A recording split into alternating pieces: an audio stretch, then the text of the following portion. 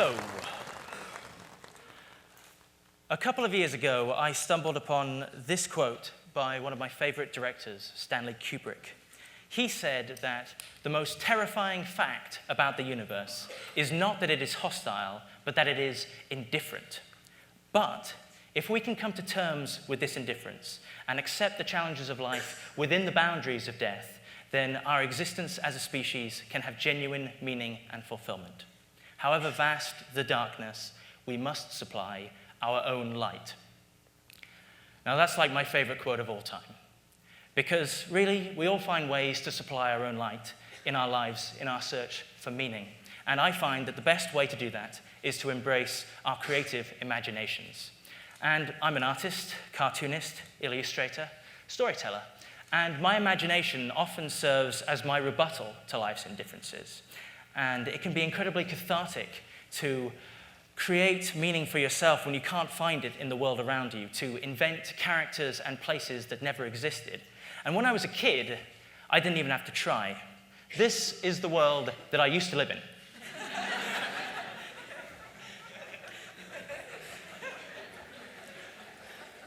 I'm sure a lot of you guys can remember this time, right? It's a time when your life required no explanation whatsoever. Because your imagination is incredibly flexible. It expands to fill whatever space it's in.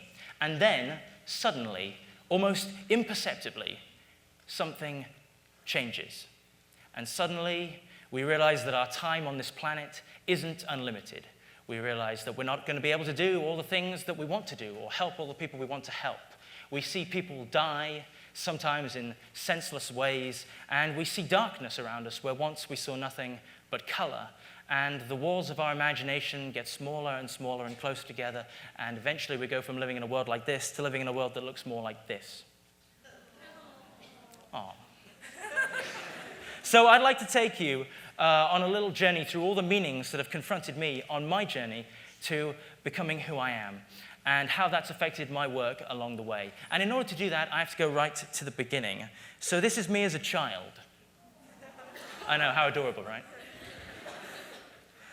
And I actually had quite a lot going for me at this age. You know, I had a cute face, and I would wear these adorable plaid shirts, and I had this really cool Anakin Skywalker haircut.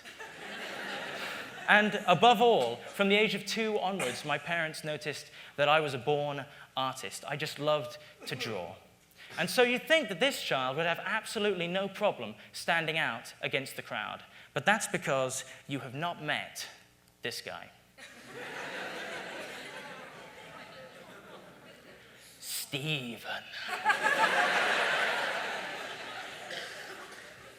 I mean, look at him. Look at his punchable face. Look at his ridiculous plaid shirts. Look at his stupid Anakin Skywalker haircut. And do you know what's worse? He can draw as well, and he's actually really, really bloody good. What a jerk. See, before my eyes had even adjusted to the world, I was already sharing it with somebody else. And the thing that we shared the most was drawing. We were prolific. Well, I say prolific, but nothing we did was ever finished. We had boundless enthusiasm, but zero attention span. We would build entire worlds and then throw them away.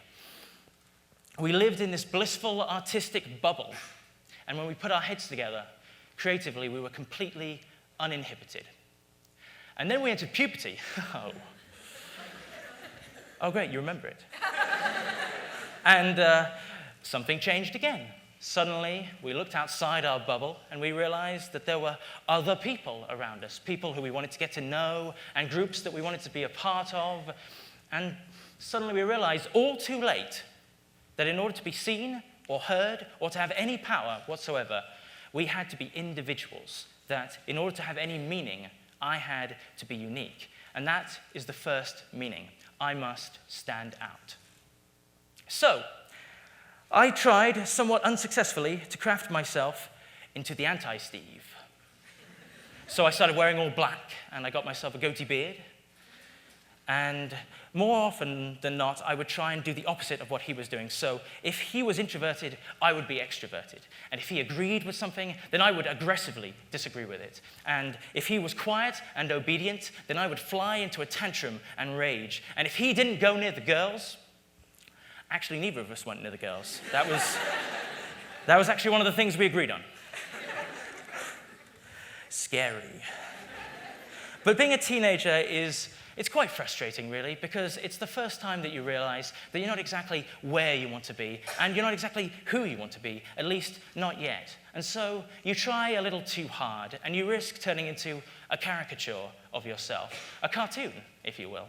And I realized, I can't remember when, that I didn't want to live in opposition to or reaction to somebody else, because that's just not me. The person I was trying to become wasn't so much me as it was simply not him. So I decided to come up with a new theory of meaning. And it was the idea that if I couldn't be unique, then maybe my work would be unique instead. That in order to be meaningful, I had to be exceptional, which led to the second meaning. I must achieve. When I was 16 years old, a friend of mine lent me a graphic novel series called The Preacher Books. And I loved them, and it got into my head that the thing I had to do to be meaningful was to write and draw a graphic novel of my own. It would be something that I could send out into the world with my name on it. And so I decided to design the characters, and I bought a load of sketchbooks and a load of pens, and about 13 months later, I had handed in this 262-page epic. It was a dark, gritty, noir murder mystery ghost story with a twist, and it was unique in all of the projects I'd ever undertaken for one reason: it was finished. But was this graphic novel, was it the ultimate meaning that my life had been building to? Of course not. And the way that I found that out was that I got everything I wanted. A teacher saw me drawing it in lessons, and instead of confiscating it like they usually did, he recommended that I submit it for a prize in the school called the Dan Hemingway Prize for Creativity. And it won. Not only did it win, but the people behind the prize decided they wanted to publish it via their company. And so I ended up going on the news, and I got to be in the newspaper, and there was a glitchy book launch, and I got to wear a dinner jacket, and everybody said really nice things about me. And then, the next day, I just went home to my regular life, and nothing had really changed. And that's the thing about success, which is that it's a wonderful sugar high. It's wonderful while it lasts, and you never remember it quite as much as you think you will. And you can't just keep going from peak to peak to peak to peak, because that's just not sustainable. And if I'm going to have a meaningful life, then I want it to be something that sustains me in fair weather or foul weather. So I discarded this meaning, and I carried on with my day. And so this brings me to the third meaning. And this third meaning, it kind of hit me right between the eyes, as it does for a lot of people. And it's this meaning here. It's the idea that there is no meaning, and that there never was, and that we were just fooled into thinking that there was, and that everything we do and say and think is just really inconsequential.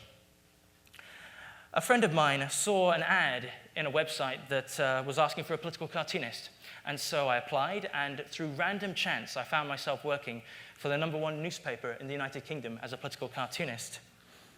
Now, just to give you a little bit of context about cartoons, they have to be devised, approved, drafted, delivered, all in the space of one afternoon, and then they're printed overnight, and then they wind up on newsstands in the next morning.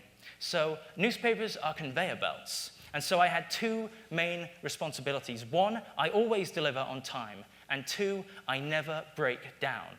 So I decided I had to be a conveyor belt, and I became a conveyor belt. And gradually, through the course of this, I became indifferent. It was one of those things where eventually I started to notice that the columnist I was doing my cartoons for, he was deciding the meaning of my cartoons for me. And when I found that the meaning of the cartoon wasn't my job, that it was secondary, and that I just had to produce and produce and produce and produce and produce, I became slowly apathetic, and it just turned into a way to keep myself interested. It became a game, like, for example, how many artistic mediums could I put into a cartoon? How many references to iconic popular culture images could I put into a cartoon? How many film references could I put into a cartoon? How many walk-on cameos from my paramedic friend Greg could I put into a cartoon? How many obscure references to 19th century double exposure photography could I put into a cartoon? And then eventually, before I knew it, I'd put this into a cartoon. And when this cartoon came out, to be read by about 8 million readers, I realized that what I was feeling wasn't indifference at all. It was embarrassment and shame, because really this is the worst cartoon I've ever drawn.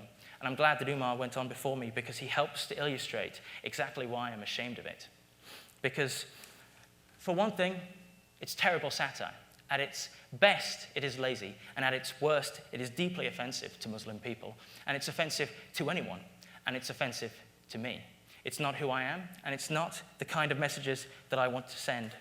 And it taught me a very valuable lesson about indifference, which is that if you carry on as though there is no meaning, if you are indifferent in your work, then not only will you not produce something good, but something bad might very well end up in its place. It reminds me of something one of my best friends tells me, that great art is always considered. And this isn't in the slightest. And I was very lucky, actually, that I got the chance to tackle this subject matter again in the paper, and the next time I was ready. This is a cartoon I did that tried to put the reader into the eyes of the person depicted, and this next picture, I hope, offers a little bit more empathy and a little bit more connection. So, eventually, after 2 years, my boss's budget was cut in half, and I lost my job at the paper. And I was thrown back into unemployment, and I drifted into what logotherapists would describe as an existential vacuum. But what I would describe as not wanting to get out of bed. And it wasn't one of those constant depressions. It was one of those things where I just went round and round and round and kept arriving back at the same place. And I tried to amuse myself. I tried to busy myself with other passion projects. I directed a short film, and I continue to work with my filmmaking buddies, Flock of Condors. But I stopped drawing almost entirely, because even before I'd been made redundant at the paper, my work had started to feel redundant to me, and it no longer felt purposeful anymore. So I turned to the fourth meaning, because this is true of a lot of people of my generation. Instead of no meaning at all, we just choose one. We say, okay, I need to choose something so that I can carry on with my day and not worry about it anymore. So we embrace ideologies or religion or optimism or pragmatism or the gym, and ideally we'd like it to be a meaning that is incredibly simple, something that's short and sweet so it can fit into something like maybe a Facebook status or a tweet. Unfortunately for me, as my friends will testify, I cannot say anything in less than 140 characters. And I'm also rather religiously challenged as well, so I couldn't turn to my faith. And all of my various distractions wound up with me right back in the same place. And instead, I settled for a state of vegetation. So, what pulled me out of this artistic funk? Well, to put it simply, I got another job. But it wasn't just any job. It was a job illustrating a book by a 17-year-old author, a young girl, an Iowa girl, who'd had an epiphany of her own about the power of anyone. And I was in awe of this girl, and I was in awe of the book, and I knew I had to go for this job. So I took it on. And the number of cartoons that I had been contracted for jumped from 150 to 250. And suddenly, I was busy again. It was like I'd been awoken from a suspended animation. I was doing logos for charity projects, and I was working with another social entrepreneur to create an animated curriculum for school children in the developing world. And I was able to look back and realize exactly what it was that had been making me so miserable in the first place. It wasn't that my identity was under threat or that my work wasn't being recognized. It was that I didn't feel useful anymore. There really is no worse feeling than feeling that we're useless, that our work has no innate value or utility. And so working with meaningful people became the thing that I chose. That became my meaning, all the way through to designing the t-shirt for this very event, which...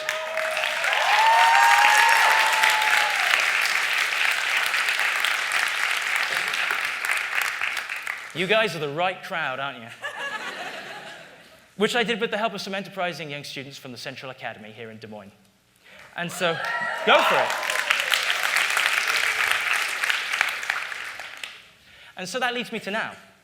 So I'd like to go back to this quote by Stanley Kubrick. The most terrifying fact about the universe is not that it is hostile, but that it is indifferent. Well, this whole talk was about trying to prove this statement to you and to myself, that we are always going to win against indifference in the end. But I realized that I don't actually agree with it completely. And so I'm going to be completely sacrilegious, and I'm going to edit Stanley Kubrick's quote by changing 2 words. I'm going to change the words terrifying and but.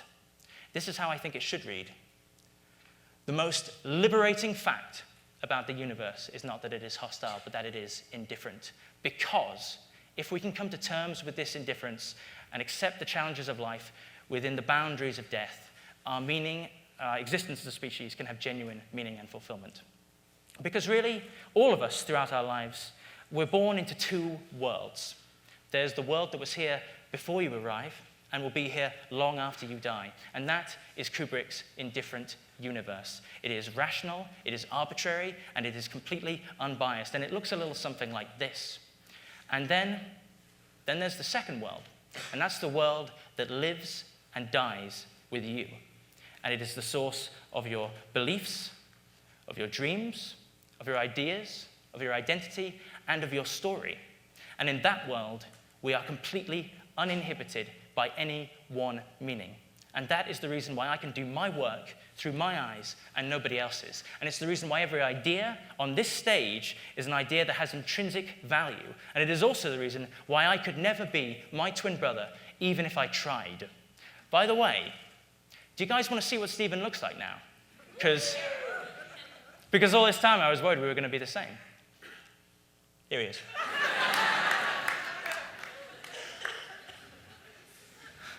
And the worst part is he's going to cut it off, so this is like the last month I can show this slide. I love you, man. And I realized, actually, that for all my neurosis, our separation wasn't just natural, it was inevitable. Because no 2 people are ever the same, including 2 people who began life at the exact same time and at the exact same place. And so if there's only one thought that I want you to go away with, it's that you can be afraid of the uncertainties of life. That's natural. You can be afraid of bad luck. You can be afraid of accidents. You can be afraid of death. And if you're like me, you can be afraid of heights, flying, and indoor mice. But if there's one thing you should definitely not be afraid of, it's indifference itself. Because perhaps the very thing that we fear and resent is also the thing that allows us to create for ourselves. Perhaps living in an indifferent world like this is the reason that we are free to create a world of our own making, like this. Because indifference isn't darkness. Instead, it is every color imaginable. It is a blank canvas of infinite possibilities. The universe's indifference is your free will to live your life however way you perceive it. We can, we must, and will always supply our own light. And that is all the meaning you are ever going to need. Thank you.